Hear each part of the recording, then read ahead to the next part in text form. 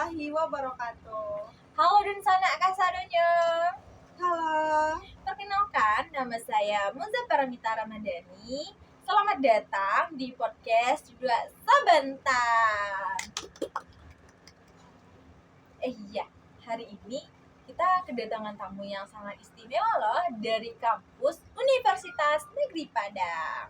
Halo Kak. Halo. Gimana nih Kak kabarnya? Baik? Alhamdulillah kabar aku baik, tapi aku aja sih Kak yang kurang baik. Oh, aku kalau itu juga kurang sih Kak. Semoga sakitnya lekas membaik ya. Iya, amin. Terima kasih Kak. Iya, sebelumnya kita perkenalan dulu gak sih bagusnya supaya teman-teman di rumah juga tahu nih siapa kakak cantik kita yang ada di sini. Aduh, jadi salting nih Kak. Boleh-boleh sih. Sebelumnya perkenalkan, nama aku Alia Kartika, berasal dari Universitas Negeri Padang, jurusan Administrasi Pendidikan, BP 2025. Oh, dari Prodi Administrasi Pendidikan guys. Berarti kakak ini pintar manajemen dong ya.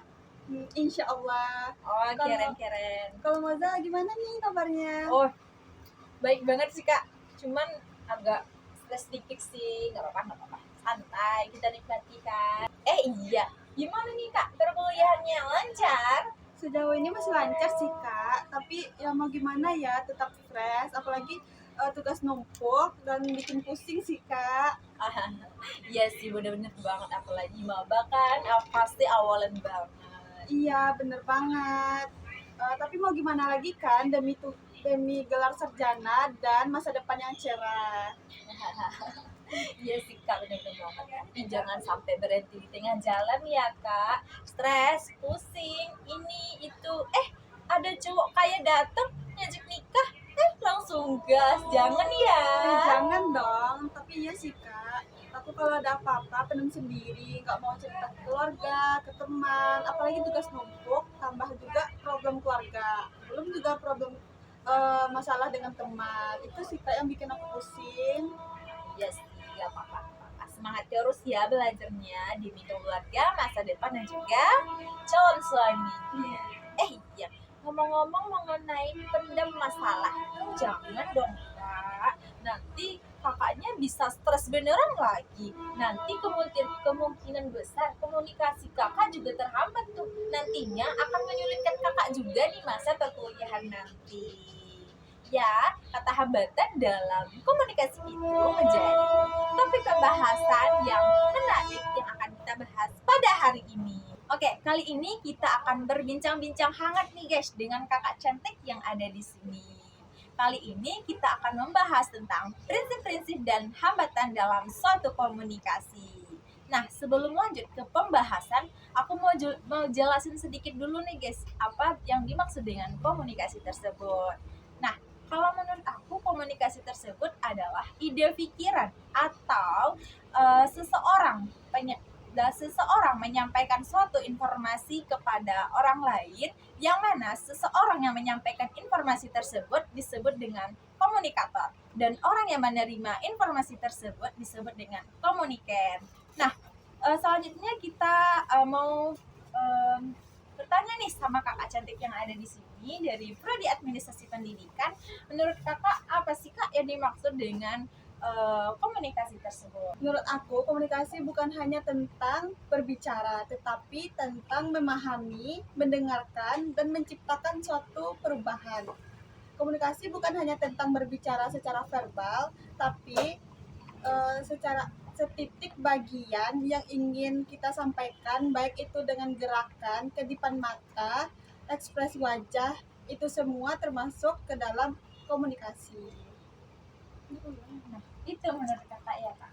Berarti dari pengertian si komunikasi. Selanjutnya aku mau nanya lagi nih kak mengenai apa sih kak hambatan dalam suatu komunikasi?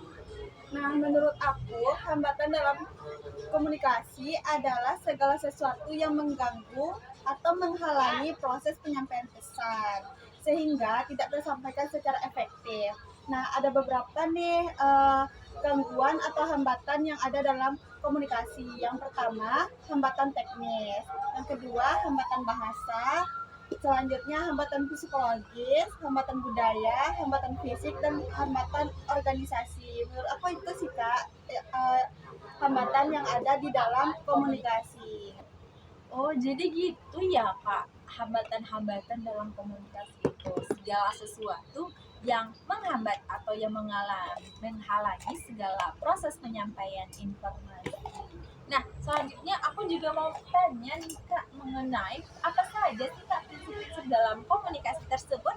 Nah, prinsip-prinsip dalam komunikasi adalah setiap perilaku punya potensi komunikasi, sehingga tidak mungkin tidak berkomunikasi. Bahkan diam atau ekspresi tubuh dapat dikaitkan dengan pesan tertentu. Komunikasi memiliki dua dimensi, yaitu isi dan hubungan. Komunikasi melibatkan prediksi dari peserta komunikasi tentang bagaimana pesan akan diterima dan direspon. Efektivitas komunikasi dipengaruhi oleh kemiripan latar belakang sosial budaya, pendidikan, dan bahasa antara pihak yang berkomunikasi. Nah, jadi gitu sih Kak, menurut aku prinsip-prinsip dalam komunikasi. Menurut Kakak ini gimana nih prinsip-prinsip dalam komunikasi itu sendiri? Menurut aku, Ya, betul. boleh. Kalau menurut aku sendiri, prinsip-prinsip dalam suatu komunikasi itu yang mana komunikasi di dalam suatu organisasi nih, Kak, yang mana di dalam suatu organisasi tersebut mereka saling bergantung sama satu sama lain. Nah, yang mana setiap dari anggota tersebut dia membutuhkan informasi untuk pengambilan keputusan, koordinasi tugas, dan juga penyesuaian dalam kerja kelompok. Nah, ada juga nih, Kak, dari fungsi komunikasi yang mana dari fungsi komunikasi dalam organisasi tersebut dia mencakup fungsi perintah, instruksi sebagai alat manajemen untuk mengarahkan karyawan agar pencapaian tujuan organisasi tersebut dengan mematuhi kebijakan dan standar kerja. Nah, selanjutnya juga ada komunikasi. Komunikasi tersebut juga dipengaruhi oleh lingkungan yang dinamis dan juga tidak pasti, sehingga proses komunikasi tersebut harus adaptif dan juga responsif. Begitu sih Kak menurutku secara singkatnya mengenai hambatan-hambatan dalam komunikasi. Oke, jadi itu ya guys mengenai prinsip-prinsip dalam satu komunikasi. Nah, selanjutnya aku juga mau nanya lagi nih Kak mengenai apa saja sih Kak strategi dalam komunikasi agar komunikasi tersebut efektif, berjalan secara efektif. Nah, gitu. Baik, strategi komunikasi itu dapat berjalan dengan efektif. Ada beberapa nih yang harus kita lakukan. Yang pertama, menyesuaikan bahasa dan gaya komunikasi sesuai konteks dan lawan bicara. Yang kedua, menjaga kesederhanaan dan kejelasan pesan agar mudah dipahami. Yang ketiga, melatih kemampuan mendengar aktif dan empati untuk memahami perspektif orang lain. Menggunakan bahasa nasional dalam komunikasi, intes budaya di organisasi agar pesan dapat diterima secara universal. Yang terakhir nih, melakukan umpan balik atau feedback untuk memastikan pesan tersampai dengan benar dan disepakati. Menurut aku gitu sih Kak strategi agar komunikasi ini berjalan dengan efektif. Oh, begitu. Berarti ada banyak ya Kak strategi-strategi yang dapat kita ambil agar suatu komunikasi tersebut berjalan sesuai atau secara efektif. Iya. Guys, dari pemaparan yang telah dijelaskan oleh Kakak Tika tadi mengenai hambatan dan juga prinsip-prinsip dalam suatu organisasi, kesimpulannya gini guys. Nah, memahami prinsip dasar komunikasi tersebut dan mengelola hambatan komunikasi sangatlah penting untuk kesuksesan komunikasi dan organisasi dalam kehidupan sehari-hari.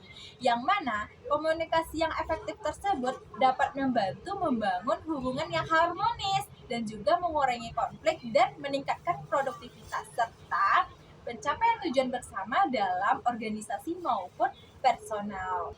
Oke teman-teman, segitu dulu obrolan kita hari ini. Semoga bermanfaat dan juga bisa jadi bahan inspirasi. Saya Moza Paramita Ramadhani. Saya Alia Kartika.